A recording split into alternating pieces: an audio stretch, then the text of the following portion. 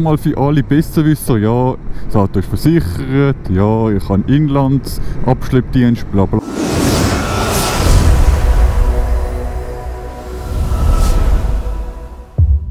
Ja, hallo liebe Zuschauer und herzlich willkommen zum neuesten Video.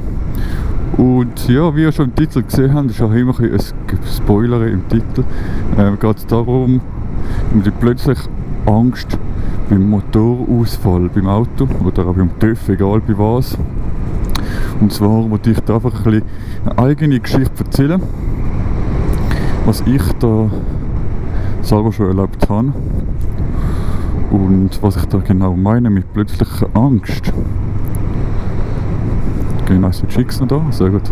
Nein, es war so gewesen, ich bin mit meinem Mazda, die meisten werden mein Auto kennen, bin ich unterwegs gewesen und habe eigentlich wirklich etwas Wichtiges zu tun gehabt. Es war nicht einfach nur ein bisschen rumgefahren, sondern ich habe wirklich ein Ziel gehabt.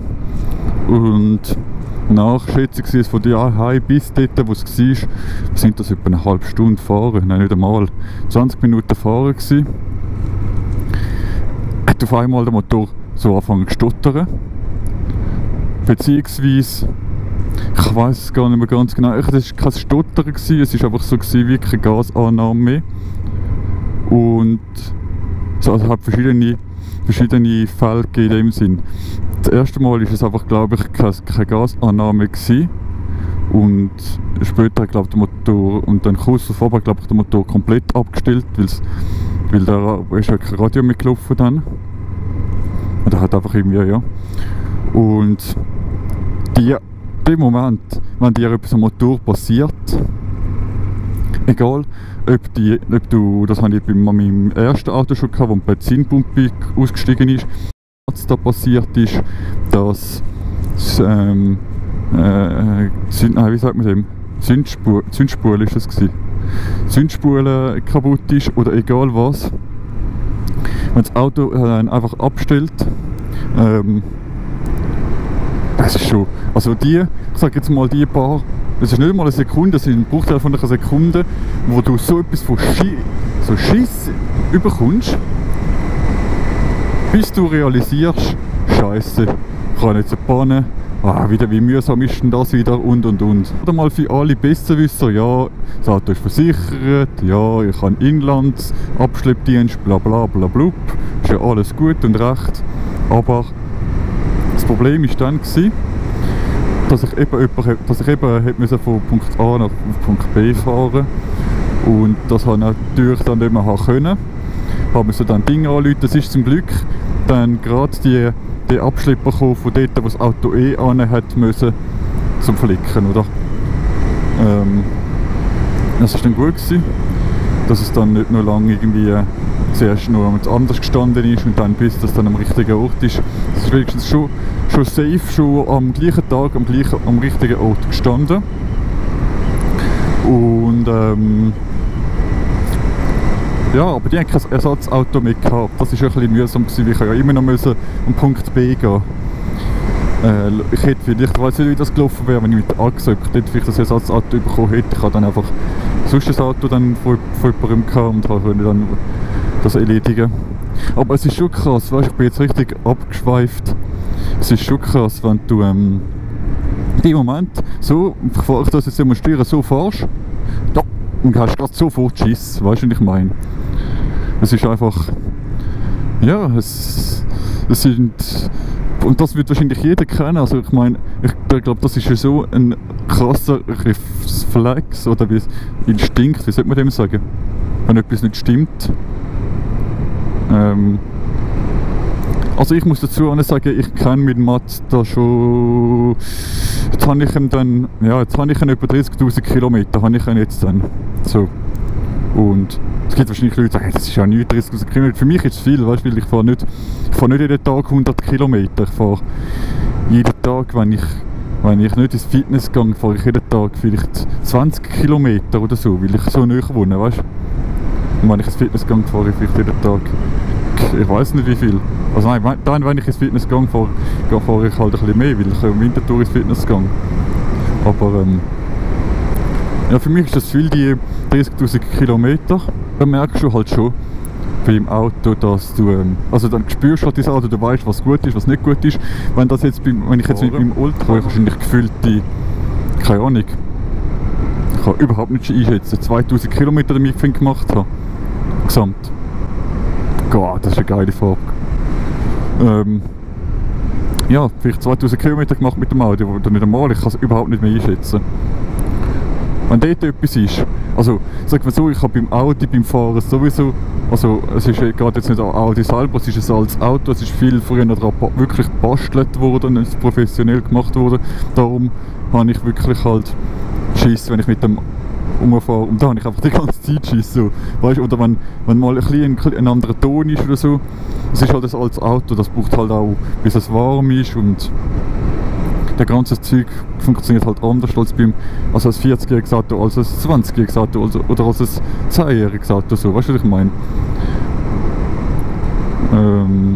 Darum habe ich jetzt beim Audi absolut gar keine Ahnung. Wenn ich dort am Fahren bin, kann ich nicht sagen, ist das jetzt richtig, so, dass er jetzt so tönt, oder ist das nicht richtig? Obwohl ich auch muss sagen, bei Mazda ist der Ton auch für mich nicht ausschlaggebend, wie ich immer Radio höre oder Spotify höre, sondern dort ist einfach der Popometer, blöd gesagt, das Ausschlaggebende. So, das spüre ich, wie sich da alles so, ja. Nein, aber das ist schon, es klingt vielleicht so, ja bla bla bla, was schnurst du für einen Scheiß, aber wirklich jeder, der schon länger Auto fährt, der schon mal die eine oder die Spurrinne, oder wie man sagt, jeder, der schon mal die eine oder andere Panne gehabt hat, weiss das. Es ist auch so, ich bin mit dem Mazda gefahren durch Zürich-Harbruck, und nach der Zürich-Harbruck hat es so Baustellen gehabt.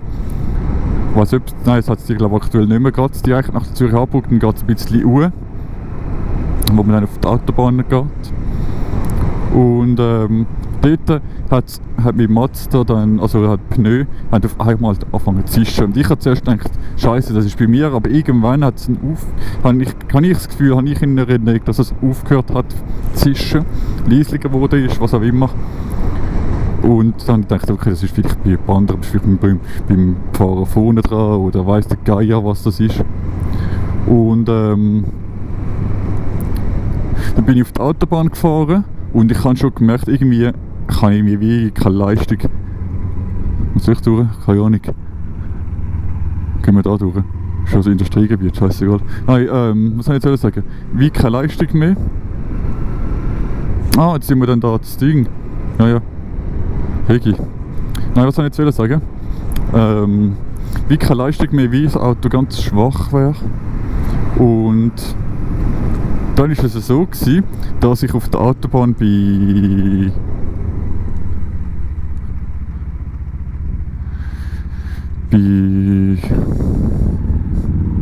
120 oder so, keine Ahnung, hat dann der Motor auf einmal, nicht der Motor, hat der Pneu richtig, ist er rausgekommen. Ist er nicht Platz, der ist irgendwie wegen dem Ventil, ist in die Luft raus, und das stell dir mal vor mit 100, 120 und du verlierst einfach Luft, die Luft ist aus und du fährst auf dem Felgen weiter, wie du dann da Scheisse bekommst. Das Auto ist zwar relativ stabil gefahren, aber trotzdem, du fährst trotzdem 120 und du hast bei einem komplett keine Luft mehr drin. Also, das musst du erst mal gehen, so einen Moment musst du dir erst mal gehen.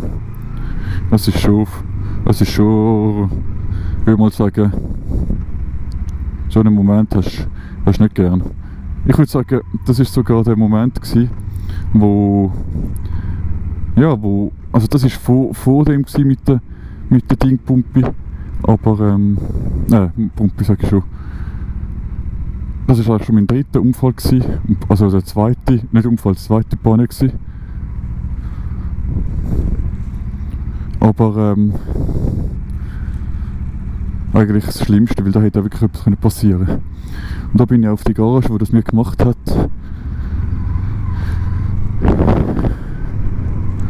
Ziemlich hässig. Weil die haben halt, die wollen jetzt zwar nicht, wir schweifen mega ab. Soll ich sagen, die haben alte Ventile reingemacht. Und ja. Aber eben, das ist egal was, ich habe jetzt schon drei Unfälle gehabt. Oder beziehungsweise nicht Unfall, aber 3 Pannen gehabt. Und bei diesen 3 Pannen hast du eigentlich jedes Mal innerhalb Sekunden, ich weiß nicht mehr, wie es bei dem ersten war, aber wahrscheinlich auch, innerhalb Sekunden bzw. ein Bruchteil von einer Sekunde, das ist einfach Schiss. Das ist einfach so. Und ja, bevor wir noch mehr abschweifen, würde ich sagen, ja, wäre es das gewesen fürs Video. Ich hoffe, ihr habt Spass gehabt. Und schreibt fleissige Kommentare, wenn ihr irgendwelche Themen habt. Thema TÜV, Thema Auto, was ein bisschen so dazu passt, die Idee, das Format. Und dann wünsche ich euch noch einen ganz schönen Rest vom Tag. Und bis zum nächsten Mal. Ciao miteinander. Euer Obscur 94. Ciao.